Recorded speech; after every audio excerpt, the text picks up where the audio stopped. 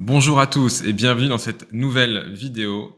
Aujourd'hui, on continue notre série de vidéos sur les cases de la déclaration de TVA et nous allons parler de la case E1. Alors la case E1, comme son nom l'indique, elle s'intitule Exportation hors UE. Donc par UE, comprendre Union européenne. C'est la première case qui figure en haut à droite de votre déclaration de TVA dans la catégorie opérations non taxées. Pour le moment, on a parlé des cases qui étaient dans la colonne de gauche de votre déclaration de TVA qui s'intitule opérations taxées. Aujourd'hui, nous attaquons le cadre de droite qui va concerner les opérations non taxées, donc opérations qui ne vont pas être soumises ou pas donner lieu à collecte de la TVA française par vous en tant que vendeur. Donc le premier point qui convient de s'intéresser, c'est de savoir quelles est les opérations qui vont être reportées dans cette case E1 de la déclaration de TVA. Dans cette case, on va reporter le montant hors TVA des ventes de biens expédiés depuis la France à destination d'un territoire tiers à l'Union européenne. Alors, on va un peu décortiquer cette phrase, comme d'habitude, pour s'intéresser aux différents éléments qui la composent et essayer de mieux comprendre quelles opérations en fait vont être reportées dans cette case, puisque on va le voir durant cette vidéo. On peut constater parfois certaines erreurs qui peuvent sembler anodines, mais qui vont traduire en fait une incapacité d'une société ou d'un comptable à correctement réaliser ces opérations déclaratives.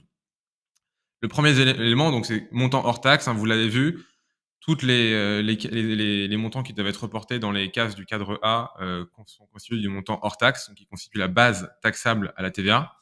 Ça, c'est le premier élément. Le deuxième élément, ça va être le terme de vente de biens, terme qui est important puisque ici, en termes d'exportation, et ça, je le répéterai jamais assez, quand on parle d'exportation, on parle nécessairement de biens. Une exportation de services n'existe pas d'un point de vue TVA. On ne peut pas qualifier une opération d'exportation de services. C'est pas un terme approprié. Quand on parle d'exportation, on parle nécessairement d'un flux physique, un mouvement physique de biens. C'est le premier élément de la définition. Le deuxième élément de la définition, c'est par rapport au territoire de ce flux de biens. Et le territoire, il prend toujours deux composantes, un lieu de départ et un lieu d'arrivée.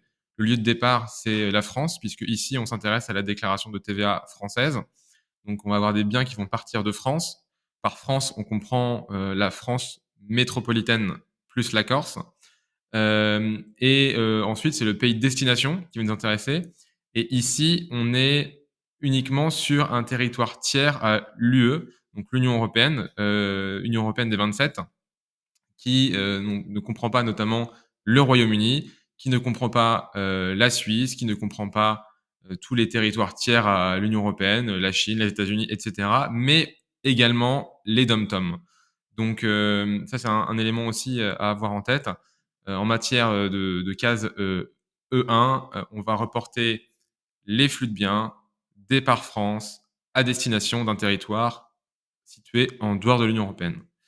Alors pour cela, on va s'intéresser un peu plus en détail sur des exemples d'opérations qui peuvent intervenir et sur lesquelles on identifie malheureusement régulièrement des erreurs. Alors, on va commencer par les opérations qui doivent effectivement être reportées dans la case E1 de la déclaration de TVA.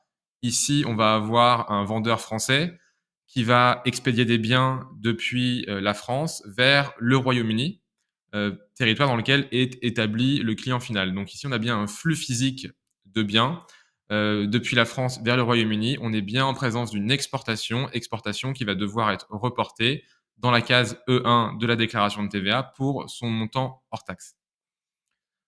Ensuite, on va aussi s'intéresser à toutes les erreurs qu'on peut voir, toutes les erreurs qui conduisent à penser qu'on est en présence d'une exportation qui doit se reporter en case E1, mais qui en fait n'est pas une exportation, et on va voir pourquoi. Le premier cas, ça va être en fait le cas d'un flux de biens qui reste en France. C'est-à-dire que les biens sont vendus en France au profit d'un client UK.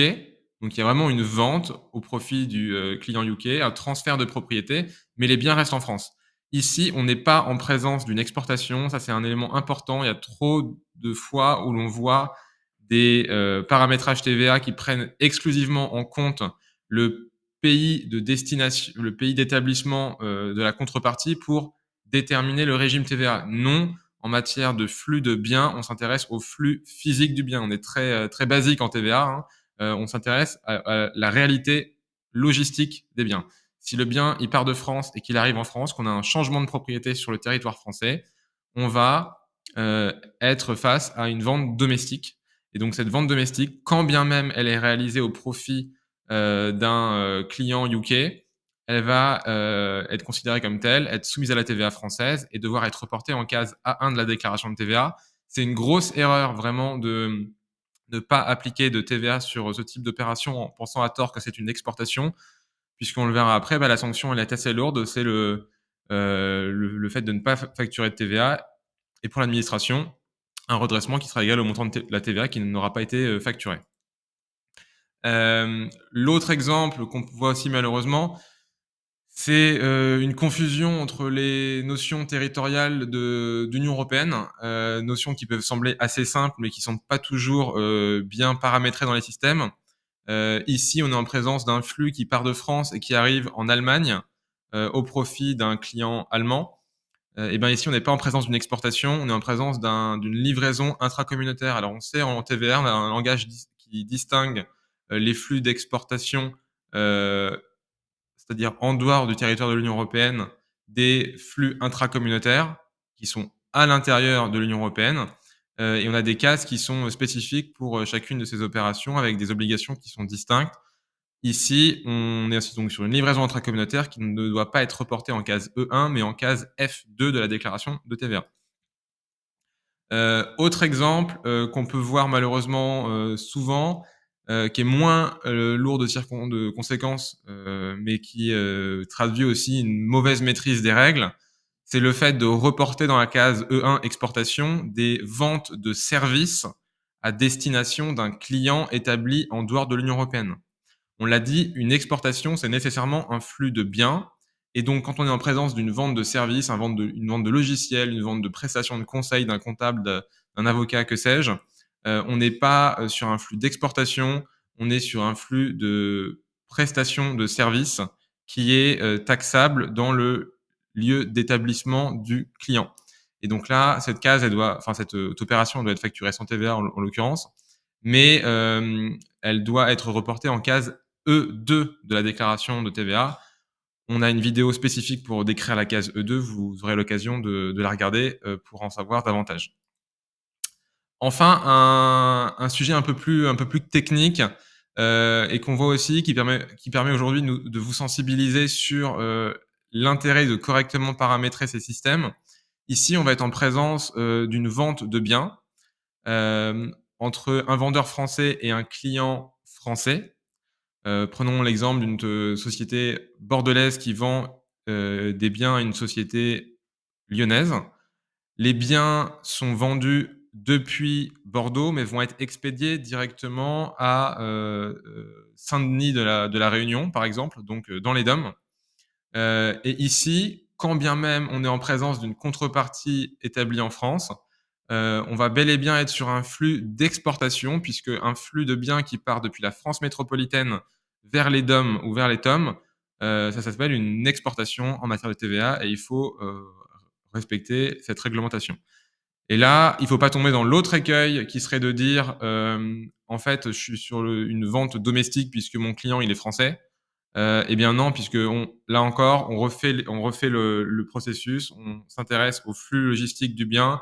Le bien, il part de France, il arrive dans les DOM. Les DOM, c'est en dehors du territoire de l'Union européenne au regard de la directive TVA. Donc on est en présence d'une exportation, opération facturée sans TVA. Le risque en cas de facturation de la TVA, c'est que celle-ci soit facturée à tort et qu'elle ne soit pas déductible pour le client. Hem, pour continuer, il y a un autre cas un peu plus spécifique. Dans la case E1, on va aussi reporter, les ventes de biens, qui sont expédiés ou transportés en dehors de l'Union européenne par l'acheteur, lorsque l'acheteur, est établi en dehors de l'Union européenne. Donc ça, c'est une mesure de simplification qui permet de ne pas facturer de TVA à des clients en dehors de l'Union européenne dès lors qu'on a la preuve que les biens ont été exportés en dehors de l'Union européenne dans un délai relativement court après l'opération de vente. Il faut pour cela conserver un ensemble de documents qui vont justifier le fait que les biens ont bel et bien été exportés en dehors de l'Union européenne par le client, afin de valider le fait que l'opération initiale pouvait être exonérée de TVA. Ça me permet de vous faire un lien avec un autre sujet. Il est important de savoir que, d'un point de vue douanier, une société établie en dehors de l'Union européenne ne peut pas être exportateur. C'est un point important, c'est-à-dire que légalement, on ne peut pas être exportateur lorsqu'on n'est pas établi au sein de l'Union européenne. Là aussi, j'attire votre attention sur, l'importance de bien, vérifier ce type d'informations et notamment pour les clients étrangers, leur rappeler qu'ils n'ont pas le droit d'exporter depuis le territoire de l'Union européenne, dès lors qu'ils n'y sont pas établis. Ce qui, les conduit et les oblige à, envisager ou à restructurer leur flux logistique au sein de l'Union européenne pour, qu'ils, deviennent propriétaires bel et bien en dehors du territoire de l'Union européenne, pour que le vendeur initial soit indiqué comme exportateur. Hem, Maintenant, on va s'interroger à quelque chose qui sort un peu de la TVA, mais qui est souvent très lié. Je sais que c'est un élément qui est, souvent jugé important dans les négociations commerciales et par les équipes logistiques, c'est les incoterms. Alors les incoterms, ce ne sont pas, des, c'est pas une réglementation, opposable en France. Les incoterms, c'est un cadre contractuel qui prévoit, différentes règles lorsqu'on est en présence de transferts, de flux de marchandises pour déterminer en fait, quelles sont les obligations du vendeur et de l'acquéreur en fonction des différentes étapes du flux logistique depuis, le départ des marchandises, dans l'entrepôt du vendeur jusqu'à, la livraison des marchandises. Les incoterms, c'est important de les prendre en compte parce qu'en fait, ils vont structurer la relation contractuelle et ils vont permettre d'avoir, un régime TVA qui va être cohérent par rapport, au régime contractuel. Techniquement, on peut pas avoir, intellectuellement une vente export, ex-work, quand on est en présence d'un vendeur français au profit d'un client américain, par exemple, puisque par nature, une vente ex-work prévoit qu'on a un transfert de propriété, dès lors que la marchandise est rendue, est sortie des locaux du vendeur. Donc ça voudrait dire que le client est en charge des formalités d'exportation, ce qui n'est pas possible en l'occurrence. Donc, on vous invite vraiment à, vous intéresser un peu à ces questions d'incoterms et pour que ces incoterms soient vraiment en accord avec, vos flux logistiques. Régulièrement, les incoterms qui sont le plus souvent utilisés sont les incoterms, FCA et les incoterms, DAP, qui vont déterminer en fait quelle va être la personne qui va être en charge des opérations, d'exportation et quelles vont être ses obligations lors de la sortie du territoire. Hem, donc maintenant, en termes d'obligations, déclaratives pour remplir la case, E1, finalement, c'est assez simple. On va juste prendre le montant hors taxe, qui figure sur la facture de vente. Alors, encore un élément à garder en tête, on a bel et bien une facture qui doit être émise lorsqu'on réalise une exportation depuis la France. C'est un document, qui va venir au soutien de votre comptabilité et c'est un document qui va devoir être aussi accompagné des documents d'exportation, donc le DAU, dans lequel vous allez être indiqué comme exportateur et qui va valider le fait que vous, entité française, vous avez exporté des biens à un destinataire X ou Y à l'étranger. Et ce document-là, il va venir au soutien de la facture, il va venir au soutien également potentiellement de preuves de transport, de preuves d'expédition, qui vont justifier que les biens ont bel et bien quitté le territoire pour justifier l'application de l'exonération de TVA, puisqu'on le rappelle, une exportation est exonérée de TVA. Hem, Important, de se rappeler que tout ce qu'on dit là depuis un quart d'heure concerne, des risques fiscaux en matière de TVA. En cas de mauvaise application d'un régime TVA, on l'a vu sur les schémas que je vous ai présentés tout à l'heure, soit de non-facturation de la TVA avec un risque de redressement de la société ou à contrario, un risque de facturation de la TVA à tort avec un risque de non-déduction pour l'entité ayant supporté le montant de TVA. Donc, faut bien avoir en tête que c'est important de surveiller ces régimes pour éviter tout risque en cas de contrôle. Alors, maintenant, Petite synthèse pour bien se souvenir que, donc en case E1, on va, indiquer toutes les ventes de biens uniquement à destination de, qui sont au départ de France, à destination d'un territoire tiers à l'Union européenne. Donc on a bien compris, biens, territoire tiers à l'Union européenne, qui comprend notamment les DOM-TOM. Et on vous invite à avoir une vigilance particulière sur le régime TVA de ces opérations pour éviter tout risque en cas de contrôle, vous l'aurez compris. On espère que cette nouvelle vidéo vous aura plu et on vous donne rendez-vous avec Saïploum Avocat pour une nouvelle vidéo pour parler des modalités de remplissage de la déclaration de TVA.